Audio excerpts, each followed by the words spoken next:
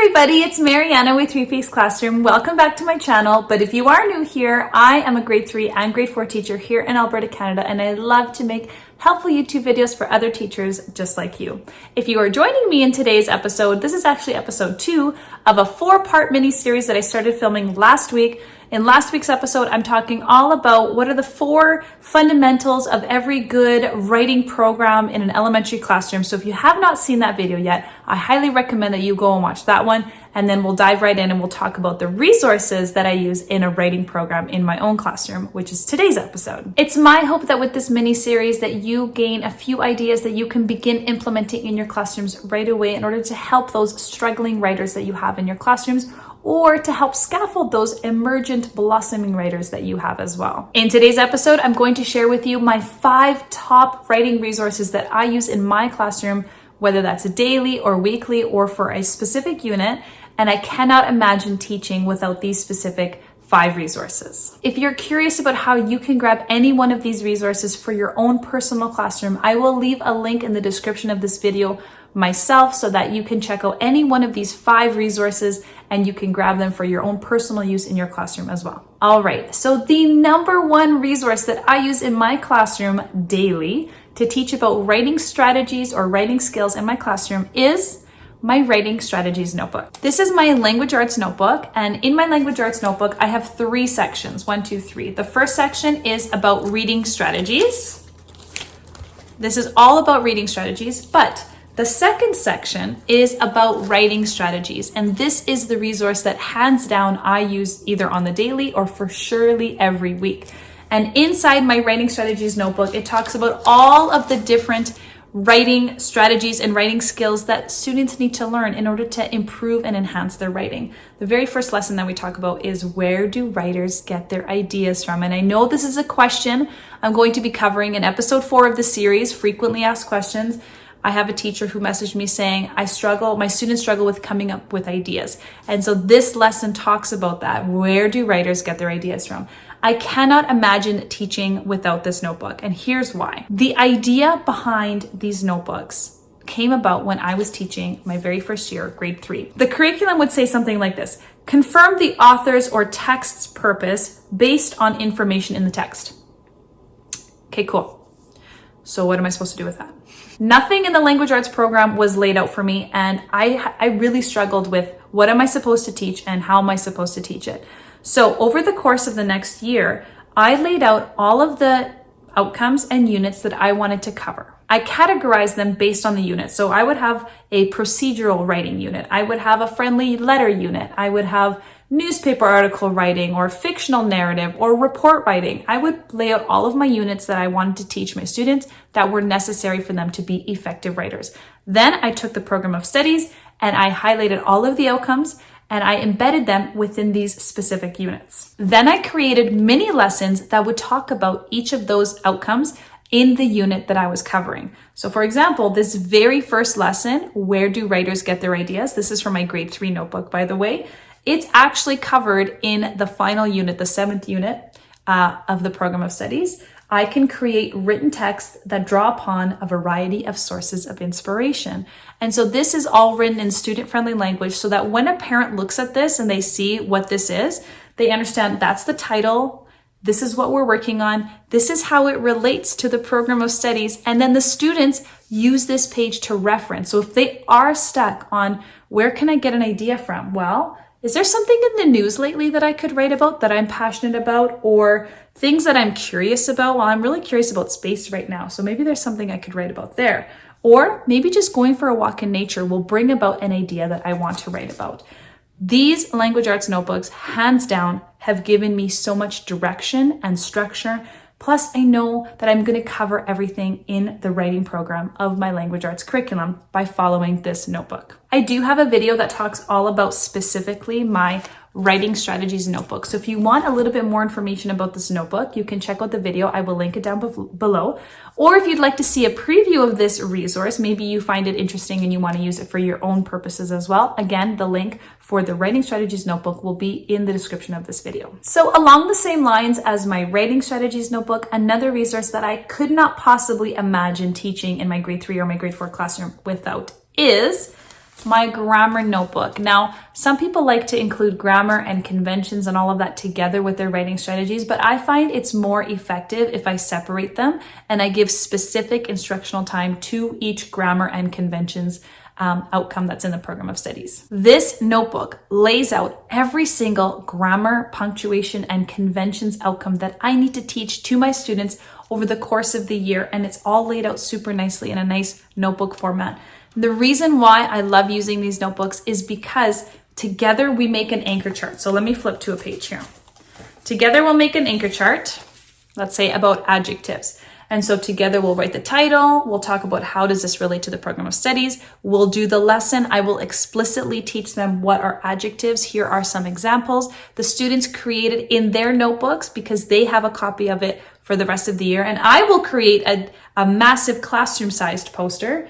But as soon as we move on to the next concept, which is adverbs, I have to take my poster down because now we're focusing on adverbs. But the students will forever have their adjectives mini poster in their notebooks that they can reference all year long. And that is what I love about these notebooks, is that they always have a place to reference if they forget or if they need help with their writing. Again, if you would like more information about any one of my language arts notebooks, I will leave a link in the description below. But again, this is what has saved my sanity teaching writing in grade 3 and grade 4. This next resource, number 3, I don't have a very specific one that I will recommend out to you. I have my own personal copy that I have created. And these are just journal prompts. You can find so many free journal prompts on the web. And sometimes, honestly, I just like to create a journal prompt the day of. Maybe something happened that morning. Maybe something happened the day before, and I want the students to write about it. But I can't imagine having a writing program in a classroom that does not include journal writing. So let this be a takeaway. If you do not have journal writing or creative free writing set up in your schedule now, you need to make sure that you add it into your schedule. Too often we have structured settings where the students have to write something in a structured way. So paragraph writing, they have to follow this formula. Poetic writing, they have to follow this structure in poetry. Friendly letter, you need to start with the date and you have to have the greeting and then you have the body and then you have the signature. There's so many ways that everything is very structured. So having an opportunity for the students to write something in a journal that's free, creative, doesn't matter if you're spelling things correctly or if you have punctuation correctly or capitals or whatever. Literally, the journaling is just about your ideas. And so I always do journal writing after lunch for 10 minutes. It's a way for kids to come in from recess, from lunch, calm their bodies down. It's a way for us to get back into the swing of things for learning, but it's also a way for them to be creative. I like to use a mixture of different kinds of journal prompts. So if I look at this homemade one, I'll have questions that will encourage students to write creatively. So for example, finish this story. I will have questions for students to inform me. So tell me a little bit about your family, things like that. And then I'll have questions for them to practice their persuasive writing. So, persuade me to give you an extra recess today. That's one of the journal prompts here in September. One thing I like to do with my journals too is that I tell my students at the end of the day on Friday, I collect all of the journals and I will read them personally on the weekend, and I will reply to you, whether that is a sticker, whether that's a stamp, or whether that's a personal message, I will reply to you. But this is a way for me to open up another line of communication with each one of my students because, as we know, during the day, things can get hectic. And although I make an effort to speak and engage with every single one of my students, I will be honest, some days it's tough because we have so much on our plate that I don't even really get a chance to authentically engage with my students. I hate saying that out loud. It sounds horrible. It makes me sound like a horrible teacher. I'm just speaking the reality, especially with our classroom sizes being so large. It's really hard to pinpoint a genuine conversation with every single one of my students every single day. So having a journal allows me to open up that line of communication with them. Journal writing and taking them in also serves a second purpose. So the second purpose is that it actually gives me an authentic view as to how their writing has been unfolding over the school year. Of course, I don't mandate that they have to use punctuation, capitals, and all that. I just encourage them to write freely. But you can see what they have internalized. Are they starting their sentences with capitals? Are they making sure to include punctuation? You get a really good glimpse of how their natural writing ability is progressing through the year. One thing also about the journal writing, and I mentioned it earlier, where it opens up a line of conversation with the kids and communication, there are some very personal details that have been shared in a journal setting because the students didn't feel pressured to share with me directly face to face, but rather they were given the opportunity to write. And one question that I like to always ask the kids every month is, what is something that you wish I knew about you? And that could be very, very surface level, like, oh, I wish you knew that I passed my swimming lessons last week. Or it could be much deeper like that. Then I wish you knew that my parents yell at each other every night, or that, I'm going through a nasty separation with my parents or something like that. And yes, I've had lots of students reach out and open up to me personally about what's going on in their lives that they wouldn't have done in a face-to-face conversation. And so again, if you're not doing journal writing in your classroom, I highly, highly encourage that you start doing journal writing for all of these reasons. All right, resource number 4 is a specific resource that I use for one unit in my classroom, but it is a resource that I could not imagine teaching without because I love it so much. And that is called Empowering Writers. Now, this one is for fictional narrative writing. So when we talk about writing our own stories, I use this resource. I'm going to caveat this by saying I did not purchase this resource. And I know that a lot of teachers around, they have received training in this resource, which is fantastic. Our school actually also owns 2 copies of this in recent years. When I used this before my maternity leave, our school did not have Empowering Writers, and I did not pay for this program. But as you can see, I have downloaded many pages, and that's because you can sign up for a free 7-day trial. And so I like to make use of my trials as much as possible. During the 7-day free trial, I went to every single page that they offered me for free, and I downloaded them all and I printed them in this lovely little binder. When I signed up for the 7-day trial, not only did I get the free downloads, but you also get access to videos that they include on YouTube where it shows you how this lesson looks like in action. And that was super, super powerful. I would encourage you to sign up for the 7-day trial and download and watch as many of the videos as you can, because this is a really fantastic program to enhance your students' writing. What I love about this specific resource is that it really breaks down the writing process, the fictional narrative unit writing process. It really breaks it down into manageable chunks. And the quality of work that comes out after you've done this is outstanding, honestly. Instead of just saying, okay, my friends, let's pick a topic and write a story about it. Make sure you have a problem and characters and a setting and a solution and an ending. That's really hard for the kids to focus on. So what I love about Empowering Writers is that it really breaks down every step of the fictional writing process, and it gives them clarity and it gives them a way to enhance their writing. So instead of writing a beginning of the story, can you start your story with a loud sound or like a sound? Or can you start it with an action or a piece of dialogue and then carries you from there? I love that it breaks it down very much. I will caveat this by saying, if you have struggling students who even struggle to write a basic sentence, this might not be the best resource for you because it does require students to have a little bit more of a baseline writing ability. But don't let that deter you from trialing it out for 7 days and downloading everything, because then you can use this information to help scaffold and encourage your students that are at grade level or that are approaching grade level and maybe want to enhance their story writing a little bit. This is a great resource for that reason. Do I encourage you to spend the $150 or whatever it is on this one little unit? I'm going to say no. Only because there's a lot of stuff available for free through the trial.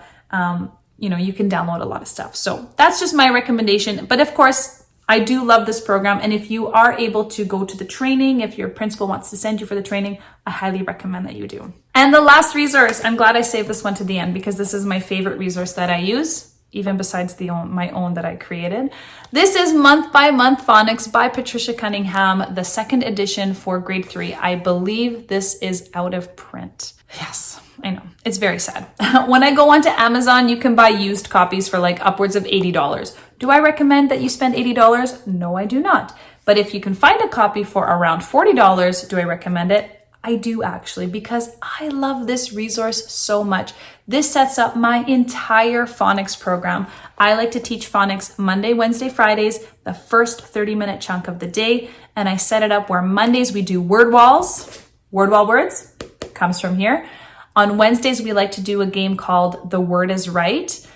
we made that title up. In this book, it's called Using Words That You Know, and it's basically a sorting activity. So those of you that like to do words their way with word sorts, that's covered in this resource as well. And on Friday, we like to do an activity called Making Words. This program, let me see, Patricia Cunningham, she has her own resource all about making words as well. So if you just want the making words portion, you can just buy that book as well. This book has, let's see, word wall, using words you know, making words, reading and writing, rhymes, what looks right, and so many more activities. Like honestly, you could probably do a different activity every single day out of this book. So yes, sadly, this is out of print, but my gosh, if you can grab your hands on a version of this, even if it's the first version or maybe like a grade 2 level, something like that, you can always scaffold it up.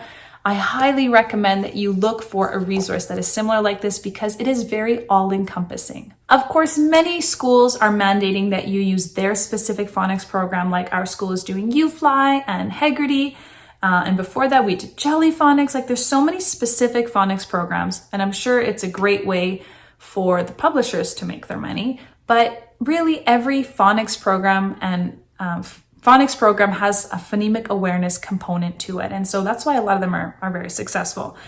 Anyways, if you want a one-stop shop, I do recommend this book. I wish it was in print so that I can make a commission on it because I sing this book so loudly everywhere I go. I love this book very much. I highly recommend if you can grab yourself a copy or something along the lines of this book. Highly recommend it. All right, so those are my top 5 resources that I use in my classroom to teach about writing every single day. I'm gonna share with you a couple more resources that I can't imagine teaching without. They're not specifically pertaining to writing, but they are part of it. So the first resource that I'm going to recommend is my grade 3 or grade 4 year plans. And in my year plans, they highlight exactly the writing topic that you should be focusing on during that month. And then it breaks it down to a week by week lesson. So for the month of September, this is the craft that we're working on in writing. This is what your students will be able to produce by the end of the month. And then week by week, it tells you what lessons you need to teach and the focus that you have. So those are my grade 3 and my grade 4 year plans, which are available in my TPT shop. I will link them down below. And really quickly, if you're looking for how I schedule my language arts program, what do I teach on Mondays? What does my week look like? My weekly timetable? I am going to go over it in the next episode, but I do have a freebie you can download. You can go to my website, 3peaksclassroom.com/ELA schedule. And there you can download exactly my language arts timetable. It talks about the activity that we do, how long it takes, and then some notes about each activity. Again, I will go over this in detail in the next episode, but if you want to grab something right away, you can head on over to my website and grab this as well. And that's it, my friends. So in the next episode, I am going to be talking about my ELA timetable. How does that look like in terms of writing? How many opportunities do my students get to write in the classroom, and what does it look like? And in episode 4, I am going to talk about all of the questions that I've been receiving about teaching writing in the classroom. So if you do have a question, you can leave me a comment down below, or you can head on over to Instagram and send me a message there, and I will include your question in the video as well. Don't forget to subscribe so you don't miss any more upcoming episodes, and I hope you guys are having a great day. I will see you in the next video. Bye.